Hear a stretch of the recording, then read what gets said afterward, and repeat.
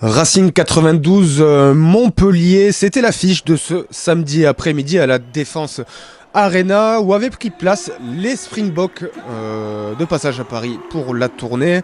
Une affiche entre le Racing 4e et Montpellier 9e à laquelle est venu assister Mauricio Pochettino, l'entraîneur du PSG.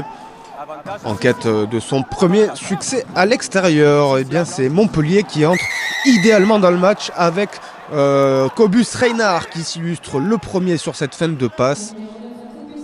Le demi de mêlée international vient récompenser le premier temps fort hérolté alors qu'on revoit voilà, la bonne fin de passe qui consomme la défense francilienne. Le Springbok champion du monde n'a plus qu'à aller aplatir au pied des poteaux.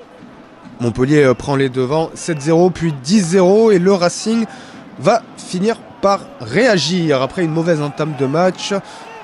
Les franciliens multiplient les temps de jeu dans les 22 mètres de Montpellier et Antoine Gibert adresse un coup de pied millimétré dans les bras de son arrière Max Spring, appelé en dernière minute pour pallier le forfait de Kurt Lebil. Et à 20 ans, Max Spring inscrit son premier essai sous les couleurs de son club formateur et en top 14. Le Racing revient à 13-7 et multiplie alors les temps de jeu dans le camp hérolté avec ce nouvelle incursion dans les 22 mètres montpelliérains.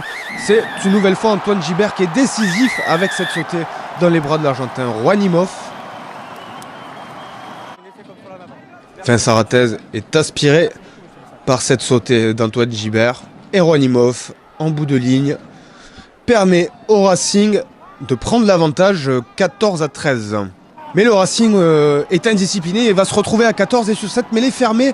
Regardez Cobus Reinhardt qui arrache le ballon dans les bras de Tanga et après une course de 80 mètres, le demi de mêlée Springbok n'a plus qu'à aplatir sous les poteaux. Littéralement, Montpellier assomme le Racing juste avant la pause. Montpellier mène alors 26-14. Le Racing va tout de même réagir peu après l'heure de jeu. Gaël Ficou et ses partenaires vont se recentrer par du jeu devant et ça fait mouche avec cet essai de pénalité accordé par monsieur Pradery. Et double peine pour les Montpelliérains avec ce carton jaune donné à l'encontre de Paul Villemc. Alors qu'on revoit le môle francilien voilà, qui se structure, qui avance, écroulé par la défense montpelliéraine. Encore voilà la bonne prise de balle en fond d'alignement. Et puis le Racing qui enchaîne. Et monsieur Pradery qui décide d'aller sous les poteaux. Mais malheureusement, réaction trop tardive pour les hommes de Laurent Travers qui concèdent leur première défaite à la maison. Montpellier savoure et tient enfin son match référence dans ce début de saison et signe son premier succès à l'extérieur.